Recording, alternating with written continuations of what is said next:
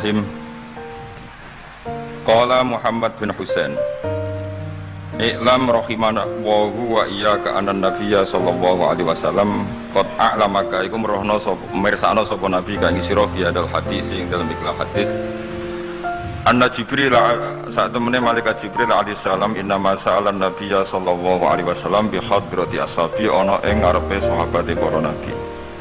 Innama arada mesti ngersakno sapa Jibril ayu alimahum ing yen to ngeruhna sapa Jibril ing para ashab amrodinihim ing urusan agamane para sahabat. Fayam bagi mongko saeja muslimin apa ya alamu yang to ngerti sapa muslimin ku ing amrodinihim. Terus pikirannya Syekh Al-Ajuri bahwa Jibril menanyakan Islam dengan niat mengertikan Islam kepada para sahabatnya Rasulullah SAW. Artinya Jibril itu buatan takok carane sugih.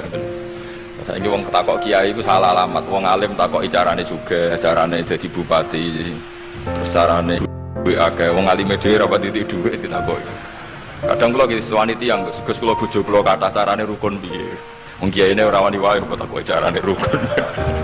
Jadi intinya niku pertanyaan itu juga kita pelajari. Jibril niku tangklet urusan agama. Artinya yang perlu dingerti itu urusan apa?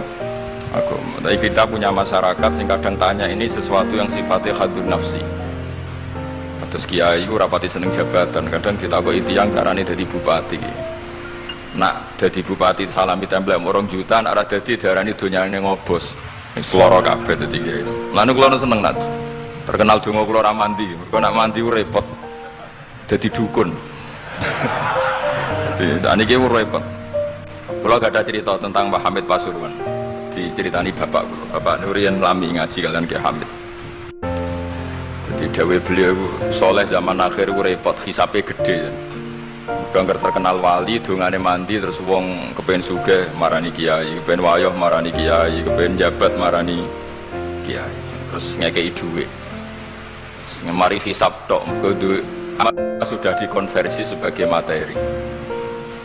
Makanya beliau pernah menangis, aku soleh-soleh ku ngene golek. Intinya semua yang ditanyakan itu urusan apa?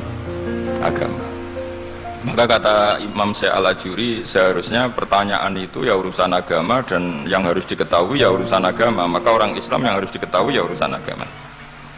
Terus kalau mau istifadah kalian ke zuhur, memang di depan umum itu penting supaya tidak ada al-qila wal qol. Jadi ini kan diulang-ulang bi hadrati ashabi. Ini dalam ilmu hadis itu penting sekali supaya ilmu itu mutawatir. Karena kalau sampai untuk ijazah ke orang tertentu, mau aku tok sih dijazah, itu biasanya malah dibodoni. Kayak bakul, sampai tok sing tak kayak diskon. Agar wong ya domong. Malah nek diskon ijazah di depan umum berarti kondang. Ada khusus bahaya. Niku mesti klenik nih. Mune ku kanca kula sak kelas kalian Gus Munib. Jadi orang itu, makanya saya ngaji itu pede di depan umum. Karena kalau salah ya dibenarkan Gus Zofur, kalau bener juga ganjarannya ada. Tapi nak ngaji mbek wong loro dhewean iku terus kok cocokan. Nak salah aja kodo-kodo ya kan. Jadi memang ilmu itu suka yang mutawatir saya, karena validitasnya jelas. Makanya dulu itu dikaji hadis kok nggak mutawatir itu nggak mutu. Paling firud batil ulya tentu yang apa? Mutawatir. Dikatakan bi hadrati ashabi, atau ketika Nabi khutbah, apalagi pidato Nabi di hajatil apa? Wada. Sehingga hadis ahadi itu banyak yang masalah. Karena satu ada subjektivitas rawi. Kalaupun sahih itu ada subjektivitas rawi. Seperti yang diceritakan Gus Sobur tadi, Abu Dzar itu orangnya soleh, tapi punya subjektivitas kesolehan yang sangat individualistik, sehingga beliau. Jadi, tapi kalau umum kan standarnya jelas apa? Standarnya apa? Jelas. Ya saya teruskan. Jadi bihadrati ashabi itu menurut saya kata kunci karena pentingnya mutawatir. Terus menyangkut pertanyaan tadi yang Gus Zofur bilang, nggak semua pertanyaan harus dijawab. Sebetulnya saya juga ngeritik. Nggak semua yang diunek-unek takokno. Kadang wong takok nasib. Kita misalnya saya itu sering punya utang 1 juta, gak iso nyaur. Kadang wong takok, kalau diutang 1 miliar carane nyaur piye? Wong kene diutang 1 juta ora carane nyaur kok ditakoki sak utang ya napa? 1 miliar. Kulo ning santri, bojone niku 3 wong sugih. Kowe ora kesuwan kula takok carane ngrukono bojone. Yo kene bingung piye carane. Bojo sitok kowe kudu urip malah. ditakoki bojo napa? Nah ternyata santri itu terinspirasi oleh cerita-cerita. Syaratnya wali itu kudu di bojo cerewet. Nak sitok cerewet wali apa meneh nak telu, dia cara berpikir begitu. Nah, itu yang bojo pertama itu ngancam nak masih sah dengan istri kedua ketiga mau bunuh diri. Terus dene nate nyuwun sewu melafatkan tolak. Terus takok teng kula. Niku termasuk mukroh napa boten Gus? Karena saya melafatkan itu dipaksa diancam bojo pertama mau nopo? Lah iku nang fikih kan hanya ada syaratul ikrah itu mukrih harus mampu mewujudkan mahaddadahu. Kena arah megat tak patah. Ini ndak kasusnya unik. Umumnya bab ikrah di fikih kan nak ora ke tak patah ini ndak. Ini kasusnya beda. Nak rabok turuti aku mati. Itu kan bingung. Ya saya seduarian Gus Sofur ya jawab apa alam. Nunggu Jibril ya sudah akan datang.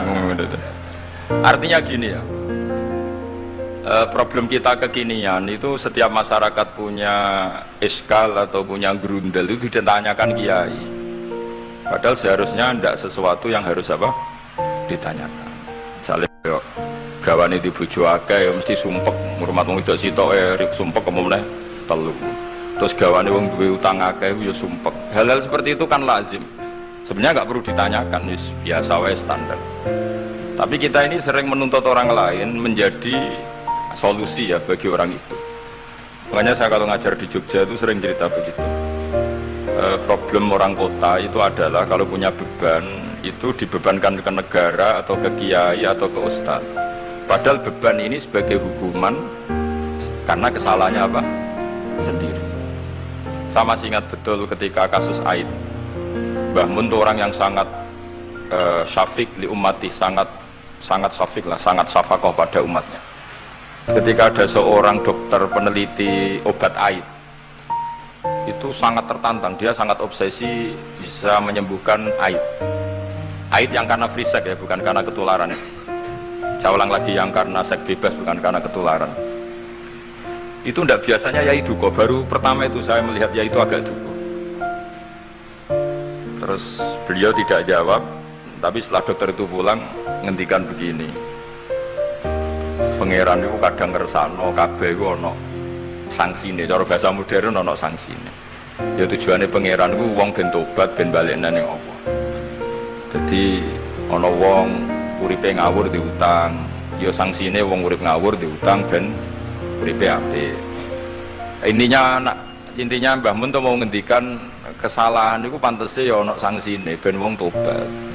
Lah saiki kiai ku nak ditakoki ngono berusaha cari solusi sanksi iku, padahal Allah kepengen memberi sanksi. Enggak sampean misalnya zaman mondok ra sregep terus bareng saiki dadi kiai bingung terus kula kan dadi solusi Gus kiai donga laduni. Wong pangeran ngekeki sanksi kuwe zaman mondok ra sregep.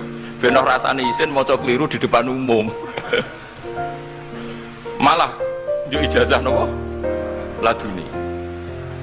Jadi itu pelajaran bagi saya menurut saya. Jadi kata Mbah Mun, la'allahum yarji'un itu la'allahum yantahun yang di Quran itu satu kesalahan itu pasti Allah itu menghendaki ada apa? Sanksi. Tentu maksudnya Allah baik supaya tobat. Tapi sekarang sanksi itu mau dihilangkan. Kadang konsultannya itu bojo kepengen minggat, sing lanang tak takoki kena apa? Mun nami Gus boten kula nafakoi. Ya aku yang mending normale aku minggat wis terlambat, bojomu kepengen minggat saiki aku terlambat. Kudune wis wingi-wingi. Normale wong lanang ra tanggung jawab, pancen sanksine bojone minggat. Itu kula kiyaine memberi napa? Solusi. Tak kira minggate teng diteng tang tuane. Berarti bojomu pinter. Wis ngerti sing lanang ra kena deloki melok wong tuane ya meniku. Dadi nah seperti itu menurut saya semua kiai itu harus kayak saya dalam bab itu. Tapi mereka cari dongo, piye bojo iki ra dicukupilah seneng. Terus golek akeh pengasih, golek jimat. Akhirnya bangun nanti cerita, sing kula malih tak kenang sih. Akhirnya kiai ini nganti lali ya. Ana wong melarat ijazah kiai. Berhubung kiai ini ku isin muni ra iso dijazahi duha mek donga. Kiai ini ku lali nak dhewe fakir. Akhirnya yang minta ijazah itu ditimbali Mbah Mun. Rene tak ijazahi. Kowe yo ijazah duha mek sapa kiai iki. Lha kiai ku dhewe fakir kok jalu ijazah. Ya ijazah ya mek aku sing wis sukses dadi kiai sugih. Artinya apa? Bener ceritanya Gus Zofur, gara-gara setiap pertanyaan itu memaksakan bisa jawab. Terus kayak pondok lho, sekarang dene di Joko Tua, lho kok ngekek ijazah mahabbah. Dene pondok ganti Joko Tua. Itu di pondok mana-mana Gus, itu ada ijazah laduni. Padahal sing ijazah itu ya tau ramu. Sekolahnya ora tau buka. Ngono dicalon ijazah laduni ya. Coba di pondok-pondok beredar gak ijazah ketemu Nabi Khidir? Beredar. Padahal yang ijazah juga gak pernah. Nah itu karena yang diceritakan seperti tadi, memaksakan bisa. Jadi karuan ini diwerai iso ya santai wae. Nah, aku pengen ngipi ketemu Rasulullah itu beredar gak ijazah itu? Mungkin Pak Del kan yang pernah mengijazahkan itu. Tapi orang tahu. Sampai tahu ijazahnya Pak Zakaria. Oh, jadi ya ijazah itu terus. Karena Jubir Torekoh nih. Jadi intinya kalau tidak bisa ya bilang saja tidak bisa. Sampai apa jangan kita lupa tadi ya, sampai lupa daratan tadi, karena problem negara kita termasuk itu. Semua intelektual, semua pakar kalau ditanya problem negara itu semuanya jawab, akhirnya kan gaduh, semuanya punya rumus, semuanya punya versi, akhirnya gaduh. Misalnya pemerataan Indonesia rumusnya gimana, yang satu bilang wah ibu kotanya dipindah, yang satu bilang harus ada sentralisasi di Jawa supaya ada kualitas A, ada kampus terbaik, ulama terbaik. Kalau diratakan nanti kemampuannya rata itu justru tidak bagus. Yang ketiga enggak, wah kualitas demokrasinya dijaga. Yang satu enggak, demokrasi tanpa ekonomi tidak bisa. Nah, sehari santri ya sedunia rasa pikir, besok mati ben. Nah itu kan karena memaksakan jawab, akhirnya ada kegaduhan tadi. Zaman tabiin yang masih ada sahabat banyak. Sebetulnya bukan zaman tabiin banget, karena zaman itu masih banyak apa? Sahabat. Itu mereka cara berpikir sudah semua ahlun nar itu redaksi di Quran tuh khalidina fiha. Sehingga zaman tabiin sudah banyak yang berpikir nggak ada kemungkinan orang sing yukhrajuna minan nar. Sehingga terus ada kafilah itu, ada delegasi, ayo kita ke Medina. Semoga kita ketemu sebagian ashabu Rasulillah. Sehingga cerita akhirnya ketemu beberapa sahabat. Di situ diceritakan ada Jabir, ada beberapa lah yang sahabat sepuh bahkan. Nah, terus si Jabir ini, sahabat Jabir ini cerita kalau itu memang ada bisa syafaati Rasulillah Shallallahu Alaihi Wasallam. Tapi satu kontingen ini yang tetap berpikiran tidak ada syafaat itu banyak. Alasannya semua cerita tentang ahlun nar adalah khalidina fiha. Ketika Jabir masih hidup itu ya sempat terjadi debat. Loh itu yang khalidina fiha itu amma ahlun nar alladzina hum ahluha. Memang dia berhabitat neraka, memang alamatnya neraka. Kalau sehingga ini menjadi khas. Meskipun khas ini iskal, kita akan iskal karena itu di Quran tidak ada.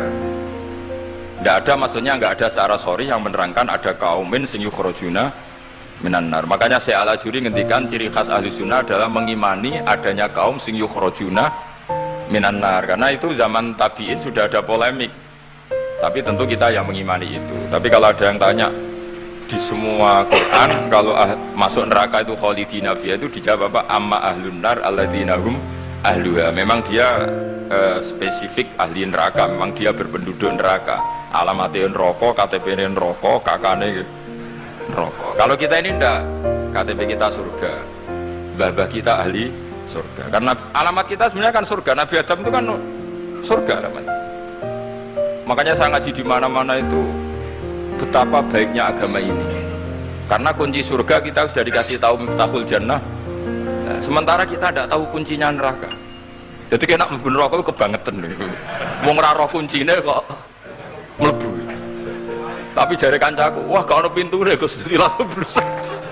Ini problemnya itu. Tapi nek sampean mlebu neraka itu kebangetan. Karena yang kita punya kuncinya itu surga, kita tidak punya kunci neraka. Ono sing dikunci neraka, betul toh? Nah harusnya kita nggak bisa masuk neraka karena nggak punya kuncinya. Jadi kalau nak maca hadis miftahul jannah la ilaha illallah itu syukur kalau cek apike Kanjeng Nabi, wong kunci kok didudono. Itu kan luar biasa. Jadi orang memahami hadis itu. Saya ini tak hadis bin nikmah, ini ada Gus Zofur, ini saya tasihkan. Wal asri demi masa, demi waktu. Saya ketika baca ayat yuridu wa bikumul yusra wala yuridu bikumul usra, dengan ayat wal asri, demi waktu, itu memang luar biasa Islam itu. Coba ya, kita baca kalimat tauhid itu kan hanya butuh waktu setengah menit, mungkin tidak ada la ilaha illallah Muhammadur Rasulullah.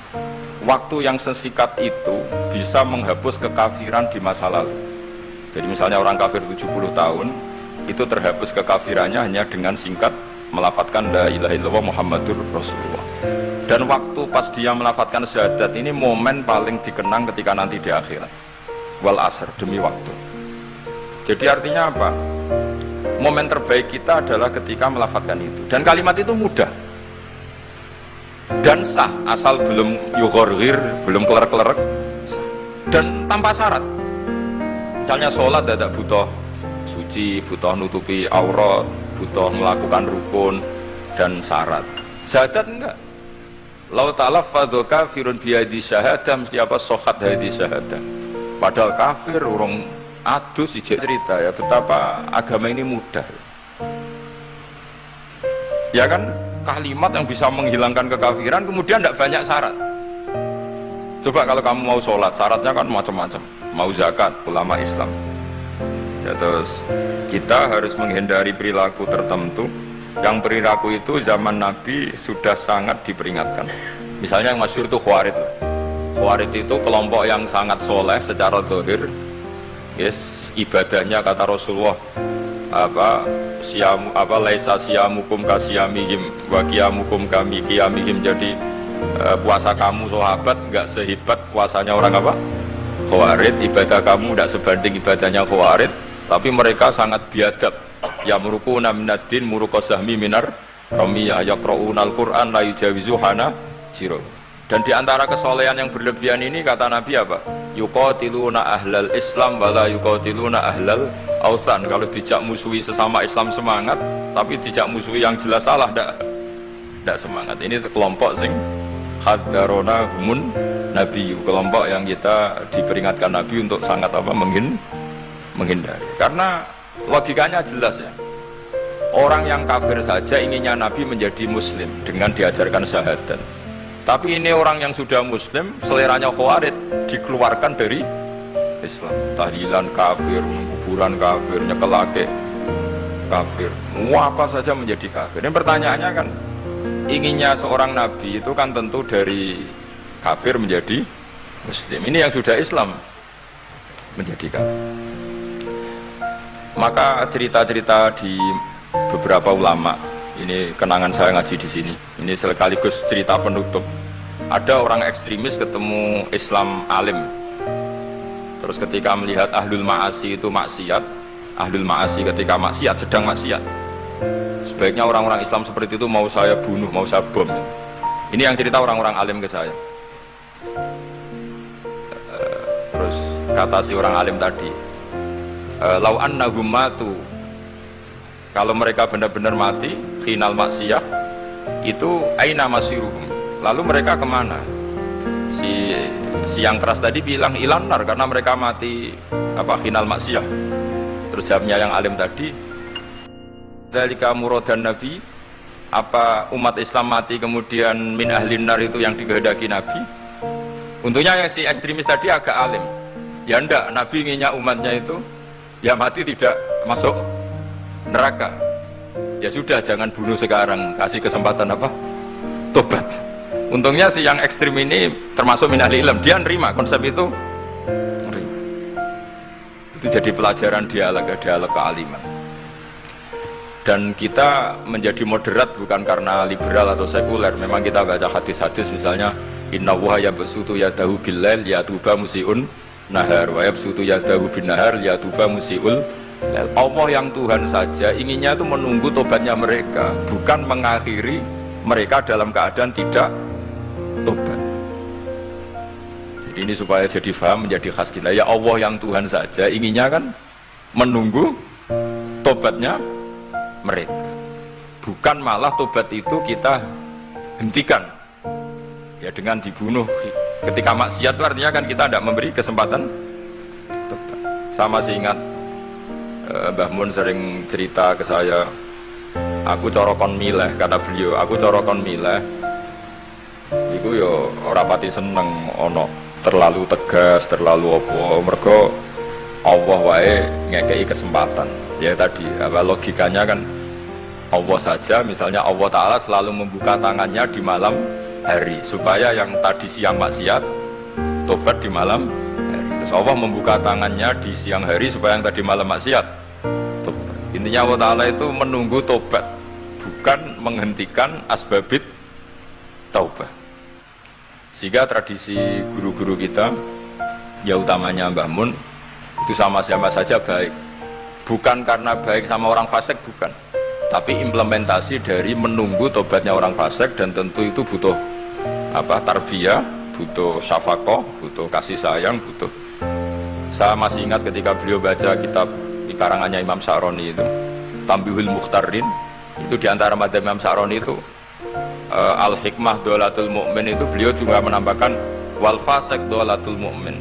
Bukan sekedar Al-Hikmah Dolatul Mu'min, tapi Al-Fasik juga Dolatul Mu'min. Karena ketika seorang mukmin fasik ini seperti barang yang hilang, dia tercerabut dari akarnya, yaitu akar keimanan dan keislaman. Maka kita kata Imam Sa'roni, kita sebagai orang soleh harus menemukan mereka atau mengambil mereka untuk dikembalikan. Jadi ini komitmen kita sebagai murid Mbah Mun, sebagai murid Sayyidina Al-Abenya sudah ada amal. Itu saja inginnya Allah sama orang Islam, kaumun yukhrajuna minan nar, bukan malah diblesno gitu. Lah ya akhirat yang notabene sudah nggak ada amal, itu saja kaumen yang mukmin, apalagi tau mondok, apalagi grup hima, itu tapi ra usah moron rokok, kula pesene ra usah moron rokok. Itu inginnya itu yukhrajuna minan nar. Makanya kalau baca hadis itu harus ada dzauq. Selain ilmu itu harus ada dzauq. Betapa syafaqatu Rasulullah sallallahu alaihi wasallam. Inginnya semuanya itu yadkhulunal jannah. Kalaupun ada yang masuk neraka, yang orang Islam tuh, tetap obsesi Rasulullah, cita-cita beliau adalah yukhrajuna minan nar. Makanya masyhur itu, wala sawfa yu'tika rabbuka fatardah. Jawab Nabi, la ardo wa wahidun min ummati finnar. Saya tidak akan ridho ya Allah, tidak akan puas wa wahidun min ummati finnar. Satu dari umatku min ummatil ijabah minan nar. Makanya saya setuju dengan Syekh Al-Ajuri, kita sebagai ahli sunnah di antara khasnya apa? Iman adanya kaum sing yukhrajuna minan nar. Pun ya matur. Sampai wah dibaca Arabnya saja. Nah, ini nurut bagus. Mimman hadarona tadi siapa? An-Nabi. Anaman saat temne wong abada kang nyembah sapa man Allah azza wa jalla fa ya'lamu mongko ngerti sapa man anna wa azza wa jalla mutaliun kun dat sing ningali ala amalihi ing atase ngamale wong ya'lamu pirsa sapa taala sirruhu ing rahasiane wong wa alaniyatahu lan alaniya wong sing ngamal sing jelas wa ya'lamu lan pirsa sapa taala ma ing perkara tufi kang nyamerno sira min amalika saking ngamal sira wa malan perkara tubihi kang ngetono sira ing amal wa malan perkara turidu kang ngarepno sira bi ilmika kan sira. Kowe ngarepno bi ilmika misale Allahu turidu am ghaira. Dadi maksudnya Allah ana ta kowe ngamal iku ngersakno Allah turidu am ghairahu. Dadi maksudnya Allah tahu amal kamu atau ilmu kamu. Apakah amal kamu ilmu kamu untuk Allah? Allah turidu am ghairahu. Apakah kowe melakukan amal itu karena Allah apa enggak? Ya alamu pirsa sapa taala asirra wa akhfa. Ya alamu pirsa sapa taala khainatal ayuni ing mripat sing khianat. Wa malan perkara tufi kang nyimpen apa suduru apa dodo. Ya alamu pirsa sapa taala ing perkara antum kang te sira kabeh wa alihi ngatasé ma. Fahdaru mongko wedi sira kabeh ing Allah. Mesti wedi Allah dengan makna mendekat ke Allah. Faman mongko te sapane wong roa iku jaga sapa man hadhihi ing ikilah halah. Belakang ada mic di belakang. Bismillahirrahmanirrahim. Assalamualaikum warahmatullahi wabarakatuh. Bagi para hakim ya itu kompilasi hukum Islam ya, sementara yang dipakai ya KH itu yang dipakai oleh pedoman untuk memutuskan yang diajukan ke apa jenenge di mahkamah-mahkamah yang berurusan dengan terutama pernikahan. Apakah karena kan khilafnya fikih kan akeh, khilaf napa jenenge fikih niku kathah Nah, kula nggih mboten ngertos niku KHI niku. Yang saya tahu ya pokoknya KHI itu nggih niku napa jenenge sudah pilihan-pilihan di antara ulama dijadikan pedoman bagi para hakim. Karena itulah ya kadang-kadang nyun sewu, hakim-hakim itu yang dipelajari ya KHI. Ora pati yang ngerti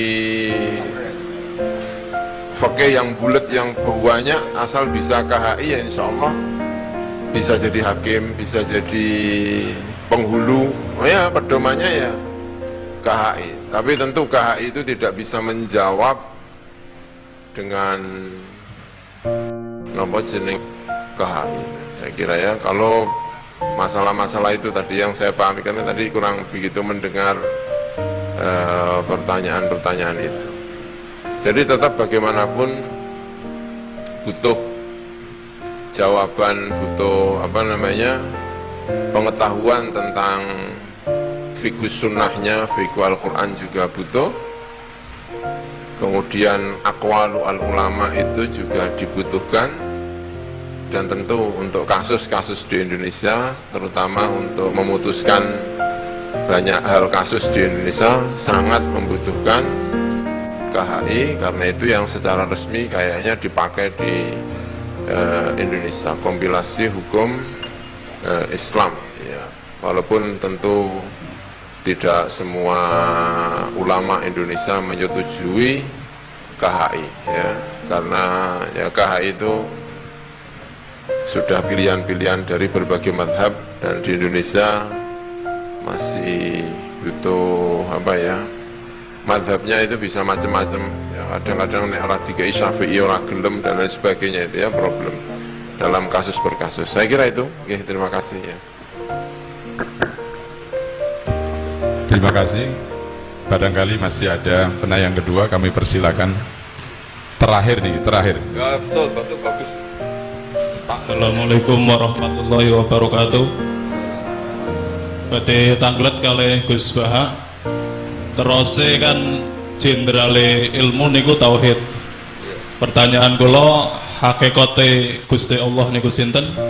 Hakikate Adam niku sinten? Hakikate Muhammad niku sinten? Terima kasih. Wassalamualaikum warahmatullahi wabarakatuh. Wah, keren. Santri ndiren Gus. Iya, bagus lah.